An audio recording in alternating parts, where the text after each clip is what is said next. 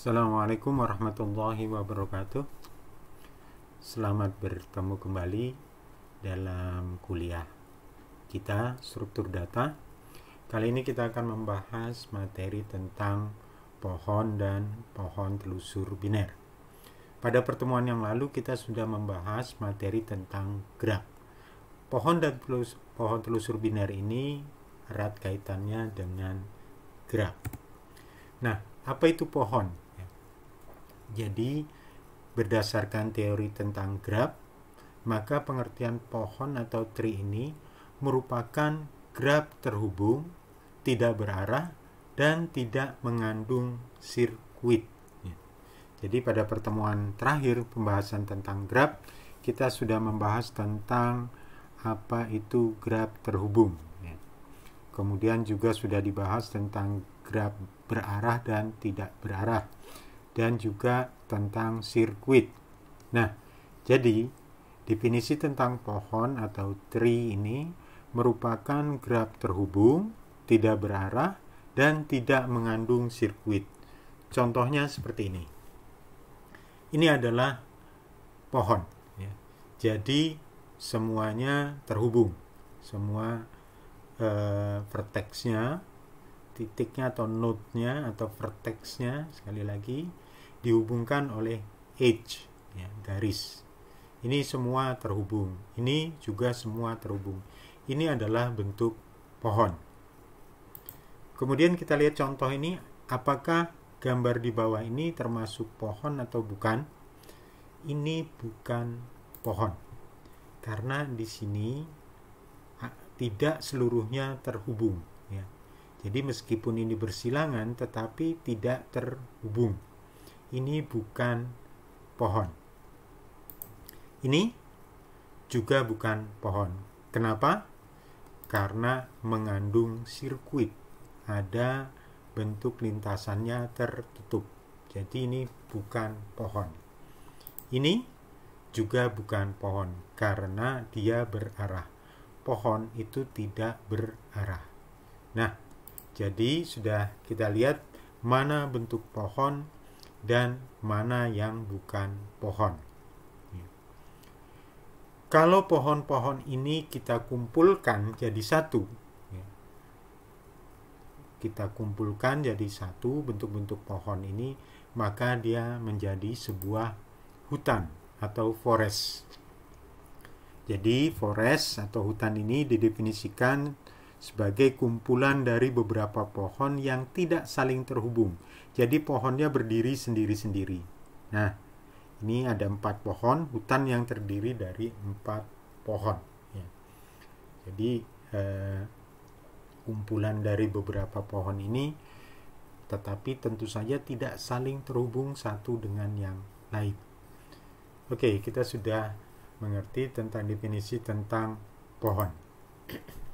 Nah, sekarang ada istilah lagi, pohon berakar, rooted tree. Merupakan pohon dengan salah satu vertexnya diperlakukan sebagai akar dan semua garis lainnya diarahkan menjauh dari akarnya. Ini adalah disebut dengan pohon berakar. Perhatikan gambar di bawah ini. Inilah yang disebut dengan pohon berakar, di mana salah satu vertexnya, yaitu A, ini dijadikan sebagai akar. Jadi akarnya ini semakin ke bawah semakin banyak, seperti akar serabut. Jadi A inilah sebagai akarnya, salah satu akarnya. Nah, sekarang kita lihat terminologi atau istilah-istilah yang ada di pohon ini.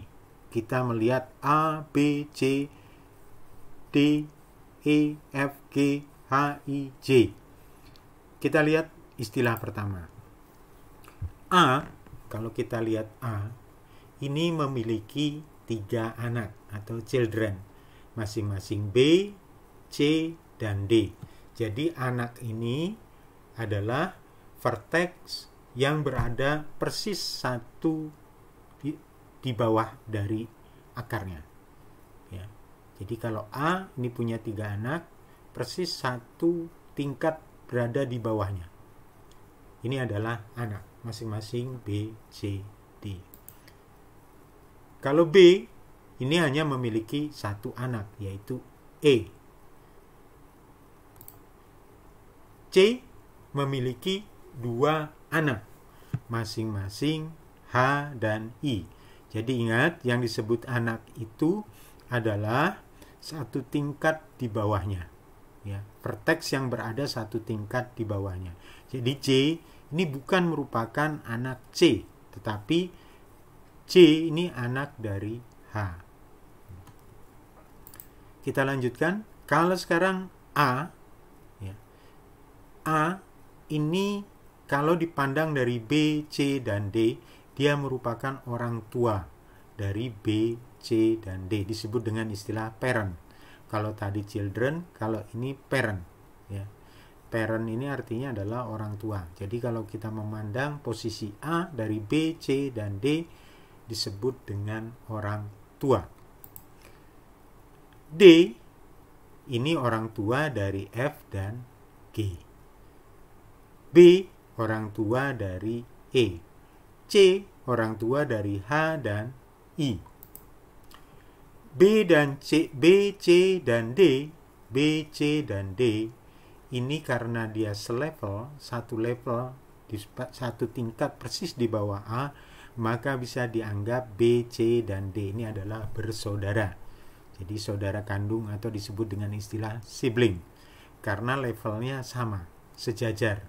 Meskipun C letaknya agak ke bawah, ini hanya garisnya, tapi dari segi hierarki dia persis satu tingkat ada di bawah A.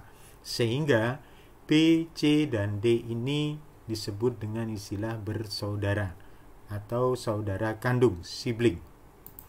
Sekarang kalau A ini disebut juga dengan istilah akar, ya, root dari seluruh pohon yang ada. Vertex yang tidak memiliki anak lagi disebut dengan daun atau leaf. Ya. Ingat, vertex, ya, node atau titik yang tidak memiliki anak lagi disebut dengan istilah daun atau leaf. Perhatikan contoh di sini. E sudah tidak memiliki anak lagi di bawahnya. Ini disebut dengan istilah daun. C tidak memiliki anak lagi di bawahnya. Ini juga daun. I tidak memiliki anak di bawahnya, disebut dengan istilah daun. F dan G juga tidak memiliki anak. Yang seperti ini disebut dengan istilah daun. Kemudian berikutnya adalah vertex yang masih memiliki anak disebut dengan cabang atau internal vertex. Ada B, ini masih memiliki anak lagi. C juga masih memiliki anak H dan I. Kemudian D masih memiliki anak. H juga masih memiliki anak. Ini disebut dengan istilah cabang. A disebut ancestor dari J. A disebut dengan ancestor dari J. Jadi kalau kita dari J sini memandang A, itu adalah disebut dengan ancestor. Kalau ini anak, ya, ini turunannya. Kalau kita melihat ke atas, ini orang tuanya, ini adalah kakeknya, kakek terus, sehingga ini sering disebut dengan ancestor, atau kalau dalam bahasa Indonesia mungkin adalah sebagai nenek moyang gitu ya, nenek moyang atau kakek buyut, jadi ke atas. Sebaliknya C descendant dari A. Nah, ini turunannya ya, cucu gitu ya. Jadi diistilahkan descendant, ya, turunan, anak turunan C. Jadi ini yang turun temurun.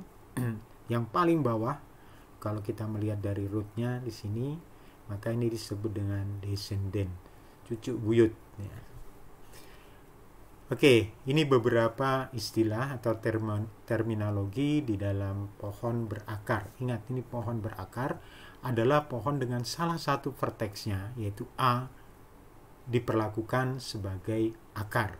Jadi ini ya, A sebagai akar atau root. Baik, dari pohon berakar biner, sekarang kita batasi. Kalau kita perhatikan tadi pohonnya akarnya itu ya, memiliki anak 3. 1, 2, 3. Nah, sekarang ada istilah pohon berakar biner atau binary tree. Ini adalah pohon berakar dengan sifat setiap vertex memiliki anak maksimum 2. Jadi ini seperti pohon KB gitu ya. Jadi maksimum anaknya 2. Tidak boleh 3. Kalau tadi ada 3, sekarang hanya 2. Jadi maksimum anaknya 2. Ini pohon berakar biner. Ya, jadi pohon berakar dengan maksimum anaknya 2 maka disebut dengan istilah biner ya. Binary tree, pohon berakar biner. Kita perhatikan di sini. A ini sebagai akar memiliki anak B dan C. Ya.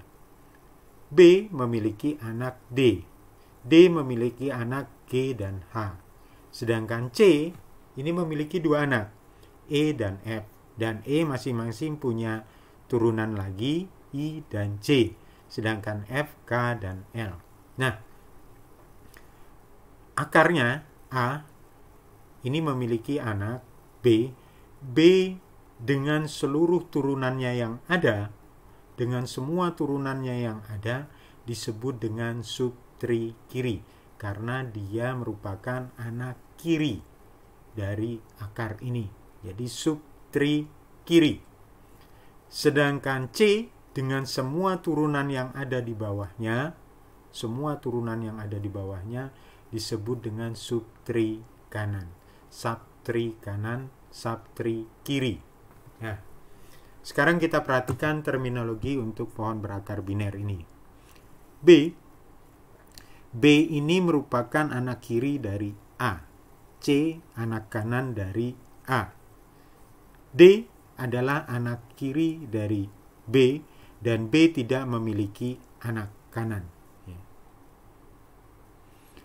E ini anak kiri dari C dan F adalah anak kanan dari C. Jadi kalau ini B sudah tidak memiliki anak kanan. Dia tidak memiliki anak kanan. Sekarang pertanyaannya adalah disebut apakah G, H, I, J, K, L? Masih ingat tadi? Ya, disebut dengan istilah daun. Karena vertex yang sudah tidak memiliki anak lagi disebut dengan istilah daun. Baik, pohon berakar biner. Nah, dengan pohon berakar biner ini, maka kita akan masuk ke pembahasan akhir dari materi kuliah kita tentang struktur data ini, yaitu yang disebut dengan pohon telusur biner. Jadi dasarnya adalah pohon biner tadi. Apa itu pohon telusur biner? Biasa disingkat dengan istilah PTB. Pohon telusur biner atau dalam bahasa Inggrisnya binary search tree. Kalau Anda cari atau Bapak Ibu cari di internet atau di buku-buku aslinya sering disingkat dengan istilah BST ya, binary search tree. Di Indonesia kan pohon telusur biner ya. Adalah pohon berakar biner, jadi dia memiliki anak 2. Saya ulangi, pohon berakar biner dengan sifat pada setiap node atau vertex menyimpan data yang lebih besar dari semua node pada subtree kiri, tetapi lebih kecil dari semua node pada subtree kanan. Saya ulangi, PTB, pohon telusur biner, adalah pohon berakar biner dengan sifat pada setiap vertex menyimpan data yang lebih besar dari semua node pada subtree kiri, tetapi lebih kecil dari semua node pada subtree kanan. Untuk jelasnya, perhatikan gambar pohon di bawah ini. Ini adalah pohon telusur biner. Jadi A sebagai akarnya, rootnya, memiliki anak B dan F. Nah, penjelasannya tadi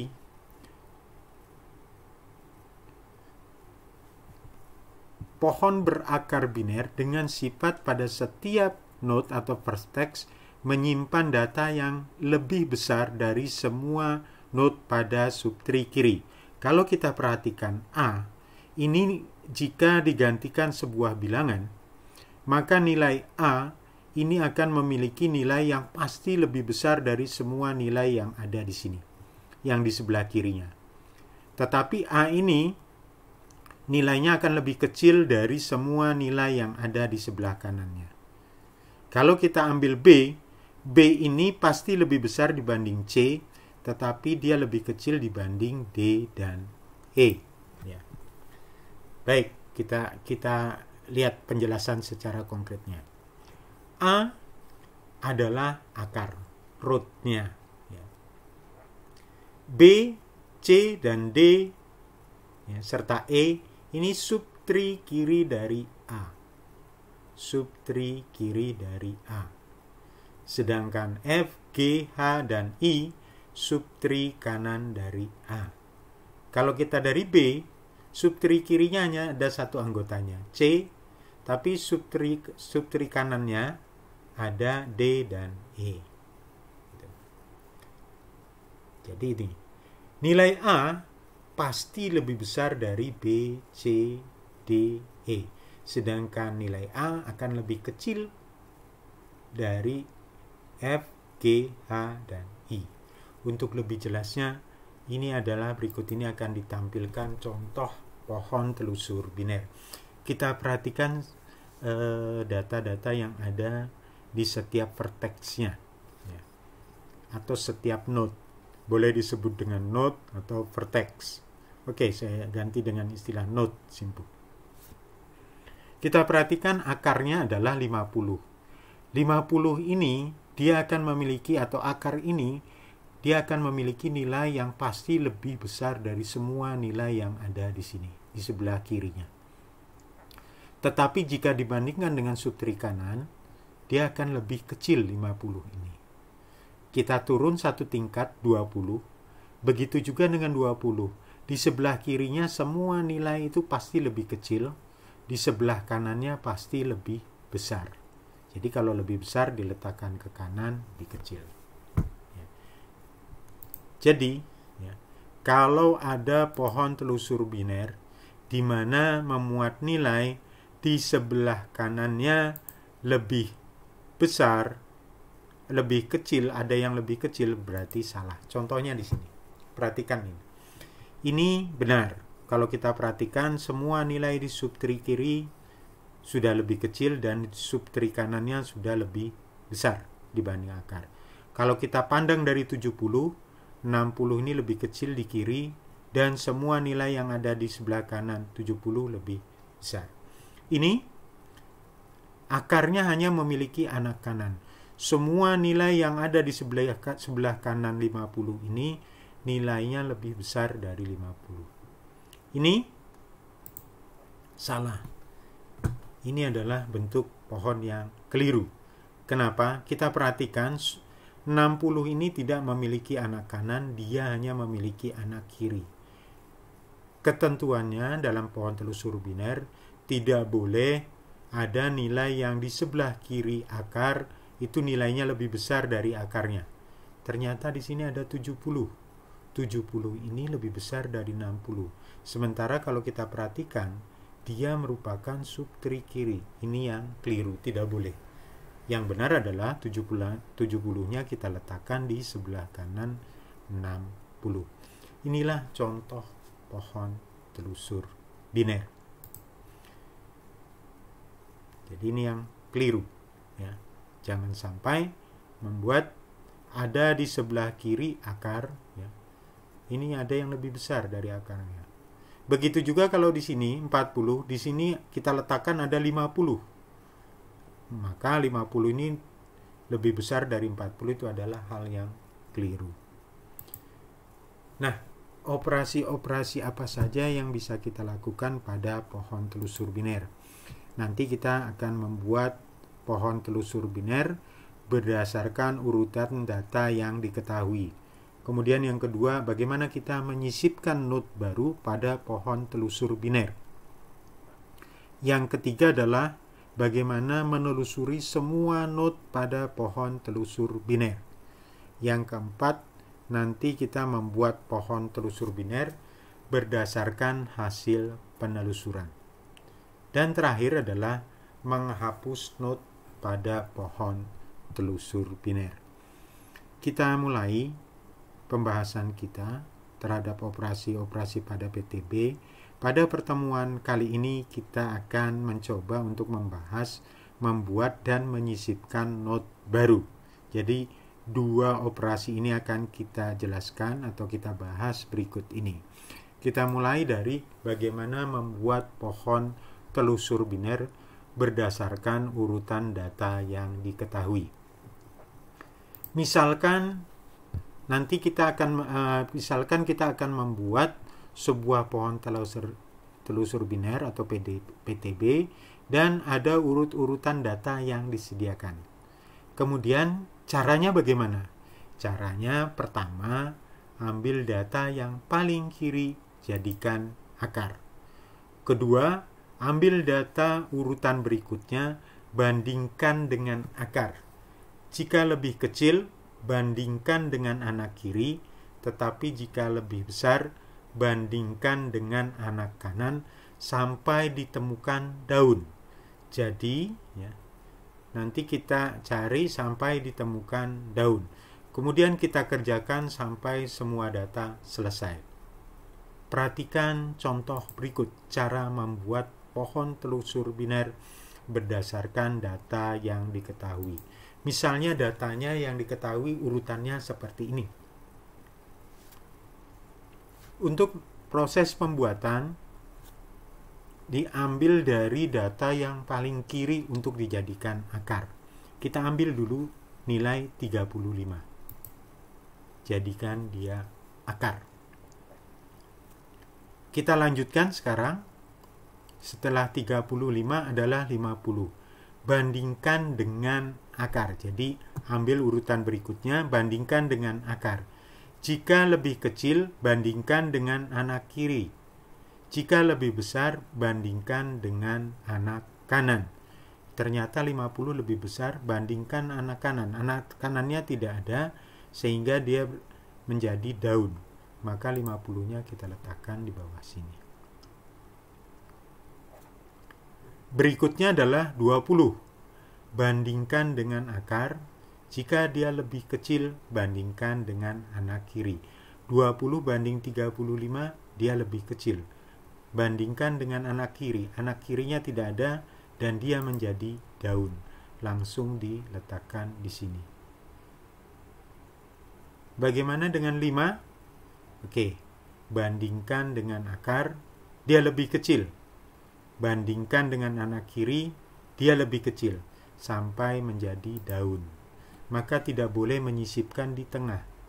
Selalu disisipkan di bawah menjadi daun. 45, perhatikan dia lebih besar, lebih kecil dari 50. Kemudian 30, dia lebih kecil, lebih besar. 60, lebih besar, lebih besar.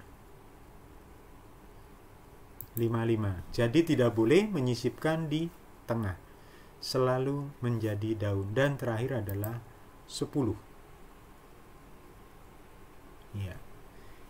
Inilah cara membuat pohon telusur biner berdasarkan data yang diketahui. Jadi urutan datanya diambil mulai dari yang paling kiri secara berurutan semua. Setiap nilai yang dimasukkan di sini kita bandingkan dengan akar.